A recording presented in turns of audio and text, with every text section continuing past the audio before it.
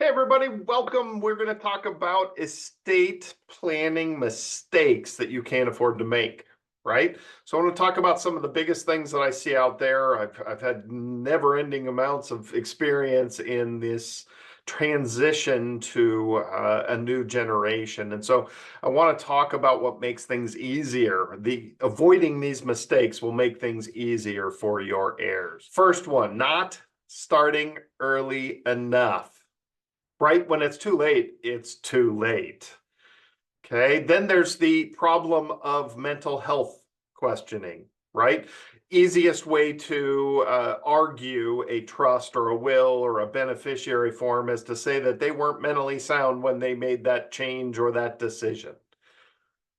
Then you start hurrying decisions. We actually had a call from a client whose spouse was literally in the hospital being told that she was not going to make it much longer. They rushed an attorney over there to get the documents in place. And so, look, we got to be careful about this stuff. We do not know when things will take a turn for the worse. Estate planning documents are meant for while you're alive and after you pass away. It's all about who's in charge when you can't make those decisions. Even if you're going to be incapacitated for a couple of days, maybe you're in a big surgery or things like that. You're going to be drugged up for a day or two. We got to make sure that we have these documents in place. So start early enough. There will be less arguments when you have this well thought out. The next one is not taking care of your existing plan. Okay, I see this quite often. You get a trust and you got it 10 years ago and you never put another thought to it ever again. You thought it was all taken care of. And since then, you bought a couple of cars, you moved your bank accounts, and you have a whole bunch of accounts that are not in the trust. You've got new family members, you've got new assets, you've got laws that change. This is something that should be revisited regularly. And that doesn't mean you have to go meet with a lawyer regularly. That means that we do have to pay attention to it. Okay, so think about new family members or losing family members for that matter. Think about it when you add new assets, when you open new accounts. You can't, as you'll see, just write it into the trust. The bank accounts have to be in the name of the trust. The beneficiaries have to be the trust. You have to actually utilize this. Otherwise, you're going to end up in probate anyways. And the reason you got the trust for no reason. Okay. So not accounting for tax changes. Well, the first thing that we have coming is 2026. 2026, the estimated lifetime exemption would be about 14 million, and it's going to drop down to 7. We are under temporary doubling from 2016. So understand that we need to pay attention to that, and I'm actually making a video on that right now as well. So if you're anywhere near that $7 million net worth, just know our lifetime exemption is due to drop right back down to that in 2026. And the other side of this that I want to make sure people are aware of is the complication of irrevocable trusts. And you might say, well, I have a revocable trust. Well, I got news for you. When you pass away, it becomes irrevocable. Okay, and your heirs may not know what they're doing, and they may drag their feet.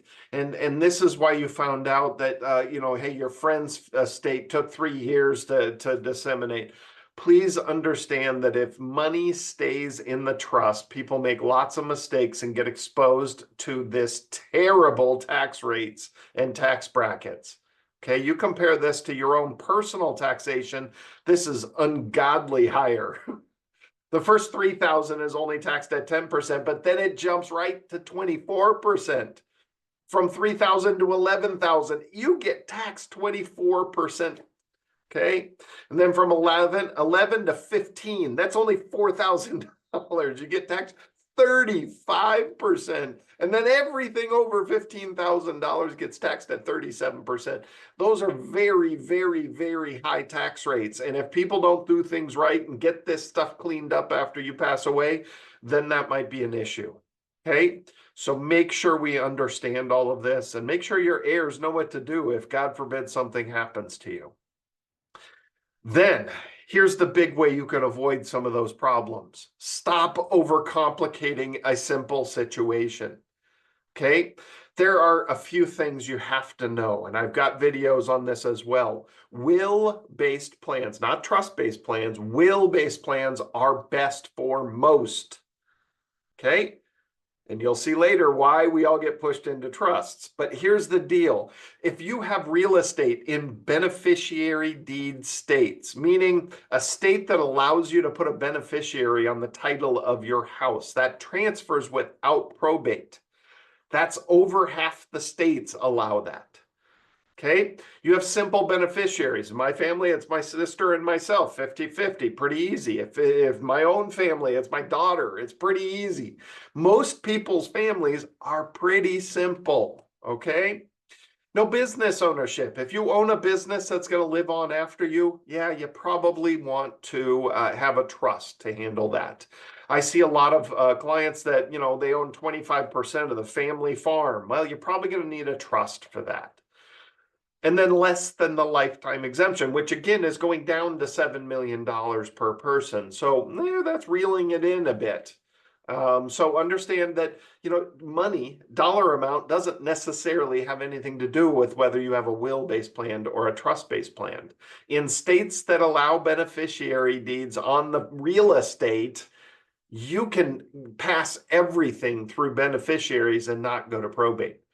Here in Arizona, you can put that beneficiary deed on the state. And I see just as many people going through the probate courts with a trust that have a will. Okay, so people with trusts go through probate, people with wills go through probate, and you get sold that you need a trust just to avoid probate. But that's not really true. Okay. The other thing that really complicates things, okay, so having a trust when you didn't really need it, that overcomplicates things. Your heirs get this big binder and have no idea what to do, right? The other thing is managing from the grave, meaning somehow you got convinced that your child is not responsible enough to receive a lump sum of money. I got news for you. Nobody's kids are responsible enough for a lump sum of money. But trying to manage it from the grave, doling it out a little piece at a time, or you can use it for this, this, this, and this, and trying to manage that is very costly and very burdensome on whoever you put in charge. If you have multiple children, you put one child in charge, that means they're responsible for this and disseminating this for the rest of their life. Holy cow, is that really worth it? Okay, so think through some of these things. You don't want to be a burden on your heirs for the rest of their life too. So please think through this. Try to simplify things as much as possible. Not accounting for other assets. Here's another reason people end up in probate. Probate can be difficult, especially in many states out there. The courts are very backed up.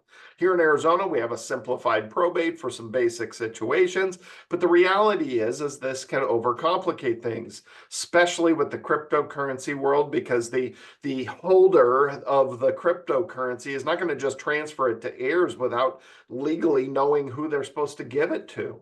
You got valuable art, you got animals, you got a farm, you got gold, all these things. Think through some of this stuff and make sure that we have a way to transfer that. Not leaving simple instructions and a list, okay? When I say a list, the first thing is letter of instruction. This is just a letter you handwrite for your heirs, telling them you love them, and here are your wishes in plain English, okay? Then please create a list of assets. Trying to figure out where all your money is never fun. After you're gone, if you're secretive, it may take years to uncover where you put all this stuff. Passwords, especially if you leave a spouse who needs to jump in and start paying all the bills, right? If you're the first to die, if you are a married couple and you are the first to die and you're the one responsible for paying the bills, that surviving spouse needs to know your passwords and needs to know all the bills that you're paying. Those are all things that will help so much. It's a huge help to your heirs, okay? Next one, not being careful with your advice. This is where I want you to understand the motives of lawyers and advisors, because unfortunately they have the same motives. Well, they have the same, they have slightly different motives, but it results in the same advice. So Understand lawyers, the more they complicate things, the more work they have, the more billable hours they have, and the more they're going to get a phone call from your heirs after you pass away saying, help me, I don't know what to do. So lawyers benefit from overcomplicating situations tremendously, not only from the billing they get from you, but when your heirs call them to help figure this all out. The next one is advisors. The reason that a lot of advisors have lawyers in-house or work very closely with lawyers is because the more they complicate your situation, the less easy as it is for you to move from that advisor to another advisor. It kind of ties you up in that firm and keeps your money there. Ultimately, that's their goal, right? They're charging their billable hours on your money. So the better they have it locked up, the more you rely on them, the better off that investment company is. So understand that there are motives there. It is very logical that these people all want you in trust, that these people all want you to have a very complicated situation. And they want to pick on any fear that you have out there, and they want to bring it in and use it to lock you up. That's just the reality of it. Okay, so be careful about this. Now, look, there are honest people everywhere, and I get it. And, we can't say all the lawyers are bad. I mean, it's just 99% of the lawyers give the rest of them a bad name. All right, I hope that helps. That really was intended to kind of show you some of those basic mistakes that I see people making quite often that make things a lot more difficult for their heirs. And sometimes it'll result in a tremendous amount of taxation and other problems like probate and other things like that. So I always am here to help, as always. If you need an appointment with me for any reason, 30-minute meet and greet for free on yourinvestmentcounselor.com. Simply log in there and you can schedule an appointment with me anytime I'm available. If you're looking for our full class format, hour and a half long classes live over Zoom, go to fpfeaz.org. That's our nonprofit organization that we do financial education for community colleges and community programs all over, and then live nationwide as well. fpfeaz.org, and certainly give us a call if we can help out in any way. Always happy to chat with anybody. Subscribe, go view our full channel. It's got tons of information, and I always try to upload at least one video every single week. All right, everybody, we'll see you next week. Thanks again.